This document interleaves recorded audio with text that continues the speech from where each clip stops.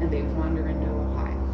So, to the best of my knowledge, we don't have any, or to the best of the Ohio Department of Natural Resources knowledge, we don't have any resident black bears in Indian County. Another thing that occurs in our story is that the bear goes into a deep hibernation, and during that time, the girl they've been traveling together after the loss of her father, she faces a time of starvation. And our story, the puma carries the girl, rescues her from the river, and a puma could easily have carried our girl. She's 12 years old at the time this happens, and I think based on her diet and her exercise program, she probably didn't weigh much more than 100 pounds, so that puma could easily have carried her. So, page 173.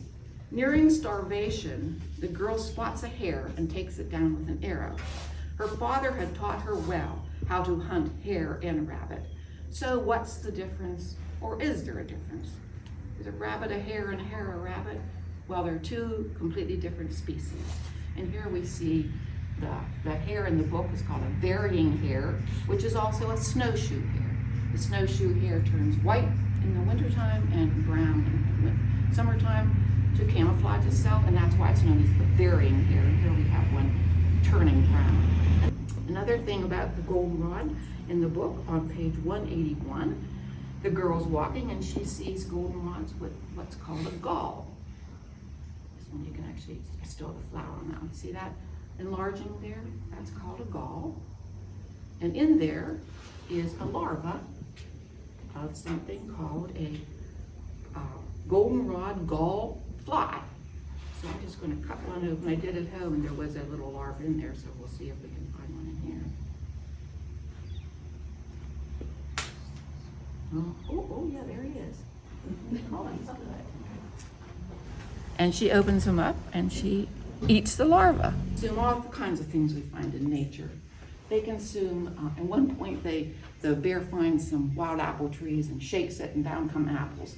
So these are the kind of apples, not those nice big ones you see at Dillon Fruit Farm or wherever you might go to get your apples. And again, in that part of the country, likely black walnuts, messy things. I was thinking about, oh, they pulled those dirty black things off, but you know what?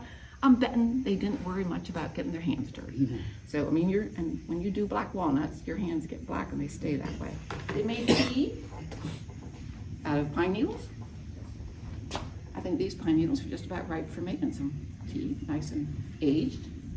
And they also used moss and bark, which they both ate and made teas from. So these are things that we can just walk and find anywhere we go in the woods.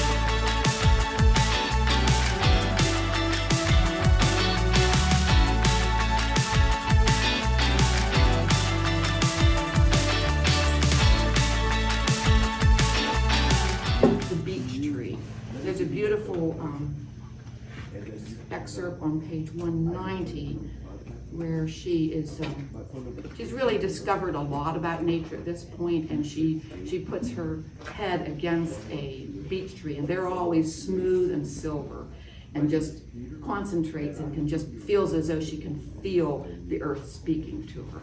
A beautiful, beautiful tree.